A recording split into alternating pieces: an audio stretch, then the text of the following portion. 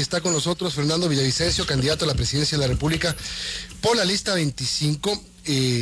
Gracias por acompañarnos, Fernando. Quiero empezar por el tema del tercer producto entregado ayer por el perito Mesa a la viuda del general Jorge Gabela.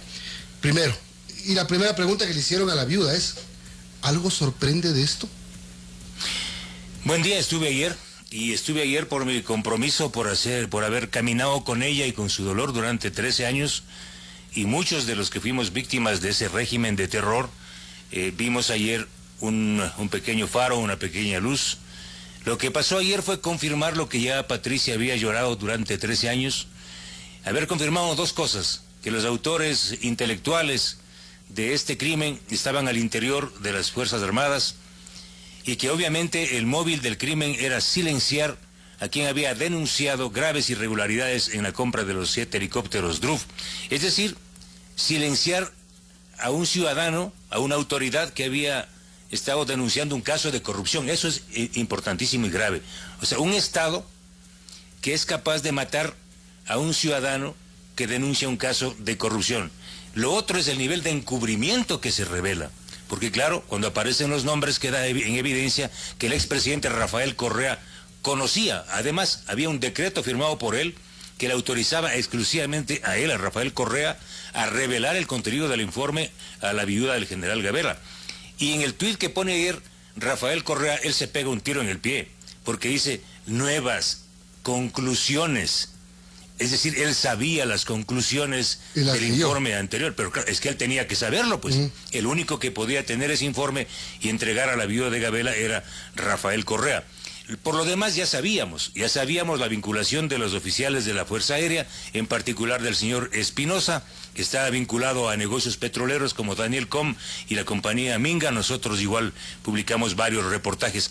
Y también merece destacar, lo señalaba ayer por el perito Mesa, de que la información clave o información importante que facilitó el periodista Cristian Zurita, en un reportaje que nosotros escribimos del año 2018, le permitió rearmar el caso.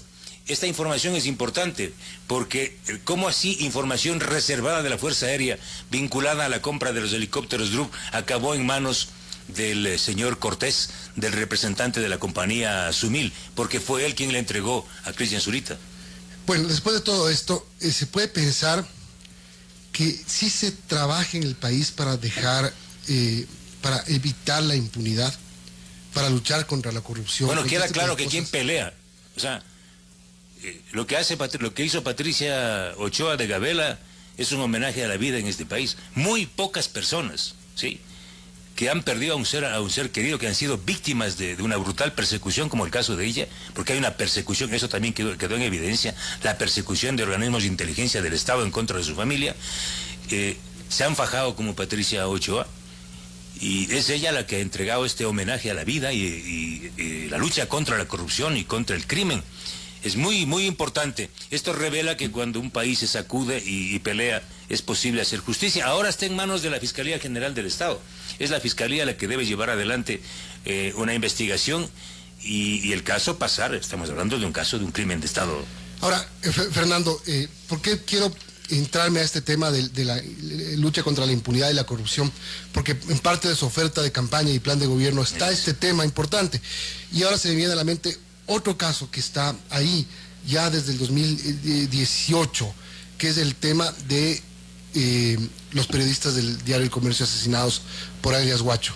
Cuando se pedía la desclasificación de todos los documentos, cuando Lenín Moreno se había comprometido a hacerlo, que según los familiares y la gente que lucha por ellos, por esta justicia, dicen que nunca se lo hizo, el gobierno actual tampoco se lo hizo, y nos enteramos que el COSEPE lo declara como un tema reservado de seguridad nacional. Bien que me preguntas. Ayer, tras sentirle a Patricia Ochoa y darle toda mi fuerza, le he dicho eso. Le he dicho: Patricia, estamos a semanas, a meses de que cambie la historia de este país. ¿Sí? Yo voy a ganar, y guarda esta entrevista, Milton. Yo voy a ganar la presidencia, y sin duda mi gobierno será el gobierno de los derechos humanos. El caso del asesinato de Jorge Gabela no es un caso que puede quedarse en el Ecuador. Personalmente, como presidente de la República, llevaré este caso a los mayores foros internacionales. a los mayores foros internacionales y a las instancias internacionales. Este crimen tiene que ser castigado no solo a nivel nacional, sino a nivel internacional. Y los otros crímenes del que tú acabas de señalar, el asesinato de los 3 periodistas de Diario El Comercio, ¿vinculados a qué? A la presencia en el Ecuador de las mafias del narcotráfico, porque de eso estamos hablando. En esas condiciones, los 3 colegas fueron asesinados y el Estado ecuatoriano, el momento que guarda silencio y mantiene reservas sobre esos documentos, lo que está es, sin duda, marcando una línea de impunidad. Yo ordenaré la liberación total, la desclasificación total de toda la información. Yo tengo información parcial que me entregó bajo reserva el Ministerio del Interior. Yo lo puedo entregar y lo voy a entregar cuando se desclasifique, pero el resto de información que el gobierno y que el Estado ecuatoriano guarda reserva tiene que ser desclasificado en este caso. Y también en el caso de Froilán Jiménez, del asesinato del policía Jiménez el 30 de septiembre del año 2010. El país debe saber que justamente la sentencia en la que se liberan las responsabilidades de algunos implicados en el caso del asesinato de Froilán Jiménez se da porque el Estado ecuatoriano, el gobierno del presidente Lasso y el gobierno del presidente Moreno no desclasificaron toda la información sobre el asesinato de Froilán Jiménez. Y tenemos más sobre otros casos, el asesinato de Wellington Alcíbar, este abogado que entregó información a Rafael Correa y días después fue asesinado, tiroteado en su oficina en la provincia de Manabí, o el asesinato del señor Saavedra. La primera víctima del gobierno de Correa, Milton, fue este ciudadano que era representante de los trabajadores de la compañía Quality Outsourcing Qualot, vinculada al hermano del expresidente Rafael Correa, que le asesinaron en la ciudad del Coca. ¿Por qué? Porque él estaba en contra de este caso de la entrega de contratos a la empresa del hermano de Rafael Correa. Y podemos seguir hablando. Quinto Pazmiño, su esposa, Fausto Valdivieso. Estamos hablando de más de una decena de crímenes. Y se puede desclasificar todo sin sentencia, pero claro, con voluntad, pero hay una contraparte importantísima, Fernando, que es la justicia, la acción de los jueces. ¿Cómo hacer para que realmente se aplique justicia en el país? Caso Drup, por ejemplo, recién nomás. Juez Rivera. No pasó nada. Pues el juez Rivera sobresee a los 18 implicados en el delito de peculado. ¿Cómo es posible que ahora el perito Mesa, sí, se reconstruya el informe, se señale que el general Jorge Gabela fue asesinado porque estaba investigando la compra de los helicópteros Drup, y el juez Rivera haya sobreseído a los responsables, a los presuntos responsables en hechos irregulares de la adquisición de los helicópteros Drup? Es decir, ¿pero qué vamos a hacer? Por eso, Milton, la pregunta es clave. Yo soy el único candidato que tiene una propuesta de lucha para identificar y perfilar a los delincuentes de cuello blanco que están tomados la justicia en este país. Sé que otro candidato me ha copiado, debe ser tan buena mi propuesta. Transformar a la unidad de análisis financiero. Que lo ha copiado? Porque aparece ahora repitiendo hasta con el mismo verbo y sustantivo. ¿Quién? El señor Otto Sonnenhorstner. Usted leyó el plan de Otto para darse cuenta. No tiene. En mi plan de gobierno está esto hace 2 meses. ¿Cómo sabe que Otto la ha copiado? Porque acaba de sacar ayer recién, pues. Pero usted leyó para darse cuenta que le ha copiado. Pero claro, pero exactamente. Es delicado decir que le ha copiado. ¿Usted cree? Exactamente, o sea, vea, si tan bueno es mi plan, retírese y vote por mí. Bueno. Pero bueno, pasemos a esto. ¿De qué se trata esto?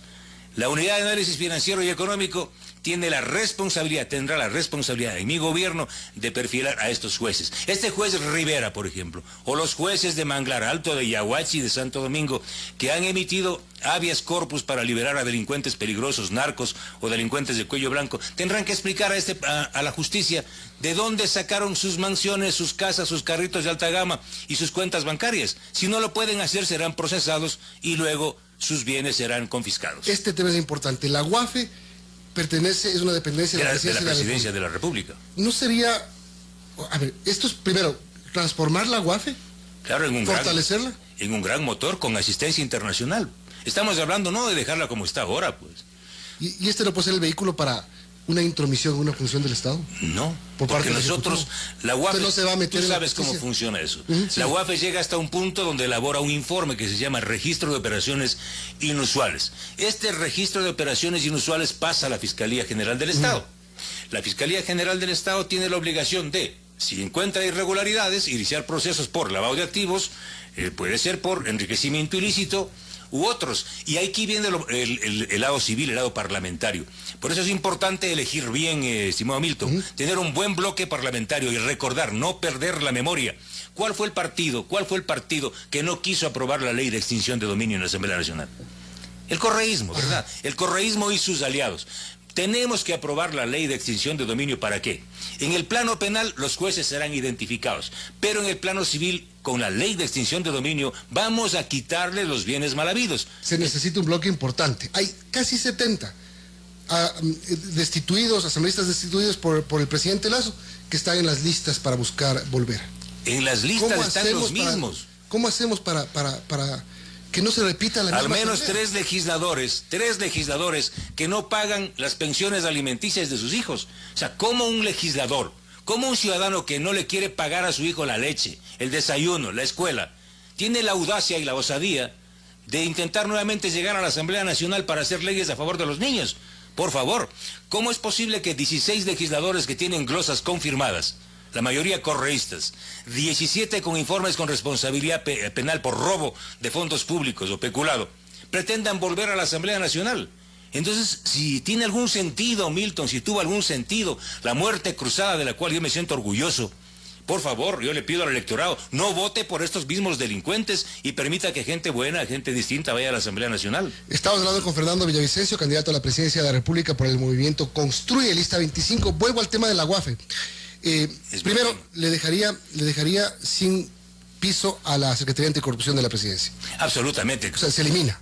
O sea, un gobierno jamás puede tener una Secretaría Anticorrupción. O sea, uno mismo cortándose las uñas, ¿qué es eso? Investigándose, no. Es el periodismo de investigación, es la Contraloría General del Estado, es la Fiscalía General del Estado las que deben investigar al poder. Principalmente el periodismo en este país, Milton, lo que ha funcionado es el periodismo de investigación. Y le escucho hablar tanto de la unidad de análisis financiero como un motor que va a luchar contra la corrupción. Será una gran estructura. ¿Ya tiene pensado en el nombre del director de la UAFE? No, lo que tengo pensado y he conversado es con la Embajada Americana y con la Embajada del Reino Unido aquí para recibir el mayor apoyo logístico, equipos, inteligencia, los mejores profesionales de este país en inteligencia. Tú sabes que las batallas se ganan con inteligencia y la lucha y la persecución del delito es principalmente un trabajo de inteligencia y esto se lo puede hacer. En este país, más de 15 años, no se ha identificado y no se ha recuperado un centavo partido por la mitad. En mi gobierno, a través, con el peso de la UAFE, con la ley de extinción de dominio, vamos a recuperar el dinero robado. Y ese dinero, consta en mi plan de gobierno, estimado Milton, será destinado principalmente a fortalecer la educación universitaria de este país. El domingo tú conversabas con Andrés Carrión en Hora 25 y llegaron muchísimas preguntas, aquí tengo un montón. Voy a recoger una de ellas, dice, buenas tardes, preguntas para Fernando Villavicencio. ¿Por qué apoya a los Yasunidos y cómo reemplazará el dinero que produce ese campo en el presupuesto nacional? Se refiere al ITT, el costo de producción se indica que está en 17 por barril, el saldo va a las arcas nacionales y es el único petróleo que no está comprometido con los chinos. ¿Qué hará para erradicar la corrupción en el sector eléctrico que se ha producido también en este gobierno, tanto en CENEL como en SELEC? Buenas preguntas. Las preguntas, una noticia respecto al tema eléctrico. Acaba de salir un informe de la Contraloría General del Estado, luego de varias investigaciones nuestras en la Asamblea Nacional. Es muy importante. De que abra la Contraloría, te lo voy a pasar. Es muy importante. Y mucha atención a los usuarios. Está hablando de un perjuicio, de una sobrecarga del 65% de los costos a las tarifas de los usuarios. ¿Producto de qué? De la presencia de estructuras intermediarias en este país, que son las encargadas de estas empresas contratadas por CENEL. ¿Para qué? Para hacer las conexiones y las reconexiones de los medidores, sobre las lecturas falsas de los medidores. Es decir, se le está perjudicando al consumidor, a usted, estimado amigo y amiga que me está escuchando, en aproximadamente el 65%. ¿Qué es lo que se tiene que hacer y qué es lo que voy a hacer? A instalar medidores inteligentes, para que tú desde el teléfono, para que los ciudadanos desde un teléfono puedan controlar cuánto están gastando. Es decir, lo que revela Contraloría es gravísimo. Hay un perjuicio a los ciudadanos, a los consumidores de este país, a los usuarios, del 65% en sus tarifas. ¿Y esto a dónde va? A engordar a una burocracia estatal, ¿sí? Y a estas empresas intermediarias que son las que se benefician de estos contratos. Claro, hay quienes están el nombre, ahí están los nombres de las mafias intermediarias, Leonardo Cortázar y otros que fueron denunciados por nosotros como parte de estas estructuras que vienen desde el gobierno de Correa, del gobierno de Moreno y del gobierno de Lazo y que están ahí. Por eso, en mi gobierno, Milton, y tú sabes que será así, personalmente voy a dirigir los directorios de CENEL y CELEC y sacaré a patadas a estas estructuras criminales que son las que se roban los fondos públicos y en este caso perjudican a los usuarios. Vamos a revisar las tarifas eléctricas luego de este informe de la Contraloría General del Estado. Perfecto, ese era un tema que preguntaba lo de los Yasuníes. Yasuní. ¿Por qué? Yo escuché que usted decía en la entrevista, yo voy a votar sí. Pero claro, yo no soy hipócrita, pues. Pero se va a quedar sin plata. No es así, no es tan así. Va a quitar los subsidios de los combustibles. Bueno, primero, Milton, es un tema de vida. Tú conoces el Yasuní.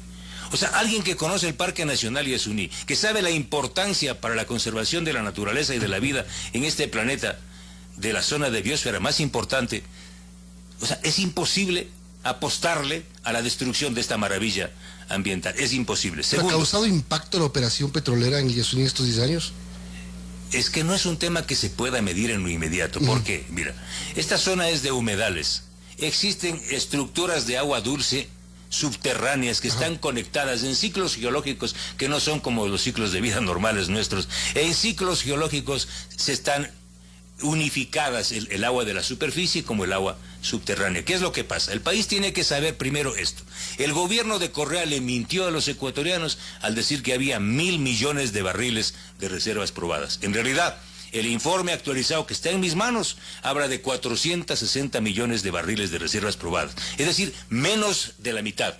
El modelo económico... Ya se han explotado 133 millones. El modelo económico fue armado entonces con información falsa. No se tratan de 18.000 millones de dólares que entrará al país, sino mucho menos. Segundo, a la fecha el proyecto ITT debía estar produciendo 200.000 barriles diarios según el calendario aprobado por la Asamblea Nacional el año 2013. ¿Cuánto produce? 55.000 barriles. Algo mucho más grave. De esas estructuras, de cada 100 barriles de fluido significa agua y petróleo, 97 barriles es agua de formación. Esa agua es altamente contaminante, más salina que la del mar. Si tú pones un ser vivo en esa agua, se muere. Es decir, para obtener 55.000 barriles de crudo... Dicen que no las botan a los ríos, sino que las reinyectan. Esas aguas de formación. Para obtener 55.000 barriles de crudo significa que estamos obteniendo más de 3 millones de barriles de agua de formación por día. Efectivamente, esa agua tiene que ser tratada. ¿Está siendo tratada? No sabemos, porque Petroecuador no le quiere decir al país. Es decir, estamos hablando de un costo de producción actual de $27 por barril. $27 por barril cuesta sacar un barril de petróleo del ITT. Mi criterio es que no se ha incorporado en ese costo el costo ambiental, es decir, el tratamiento de las aguas de formación y la reinyección de las aguas de formación. Es decir, estamos hablando de que el costo real sería mucho más alto que el que reporta Petroecuador. Es decir, en los 1.200 millones de dólares que dicen los que manejan las cifras generales, no están incluyendo y no están descontando los costos de producción y operación. Por ende, los ingresos que llegan al fisco son mucho menores. Ahora, el Estado va a dejar de recibir. ¿Cuál es mi propuesta? Y aquí viene la que ningún candidato tiene. Yo voy a tomar control de los recursos petroleros. No estoy diciendo que voy a nacionalizar para que parezca chavismo, para nada. No voy a romper ningún contrato, pero voy a recuperar la participación del Estado en más de 21 contratos de servicios. O sea, a renegociar todos esos contratos. Absolutamente. El Estado no puede seguir pagando $42 por cada barril de petróleo que se extrae, cuando a Petroecuador le cuesta $10-12. El Estado va a recuperar mínimo, Milton, $10 por cada barril de petróleo. Es decir, que estamos hablando de aproximadamente 500 millones de dólares que vamos a recuperar de estos contratos. El gobierno dice que son 1.200 los que se perderían.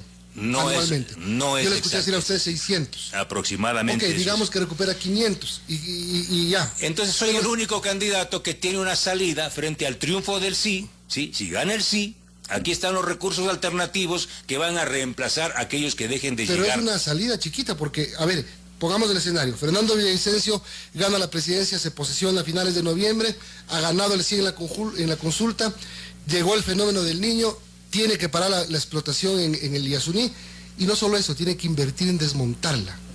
Ahí viene el segundo planteamiento, yo solicitaré, lo cual no significa vulnerar el resultado de la consulta popular, solicitaré a la Corte Constitucional una modificación del calendario para desmontar la infraestructura, a fin de que esto no genere conflictos legales. Yo creo que 3 años o 4 años. ¿Se alcanza? Porque Petrocor dice que no, 5 mínimo. Yo estoy planteándote entre 3 y 4 años para evitar juicios por la suspensión de contratos anticipados y también para ir generando un colchón con los recursos que se van a seguir extrayendo en estos 4 años. ¿Para qué? Justamente para cubrir con estos recursos el desmontaje de la infraestructura. Fenómeno del Niño. El fenómeno del Niño, 84% de posibilidades de que llegue a partir de septiembre y que se torne fuerte desde diciembre hasta marzo aproximadamente. El gobierno que viene va a estar complicado con ese tema, además de todo lo que ya tiene.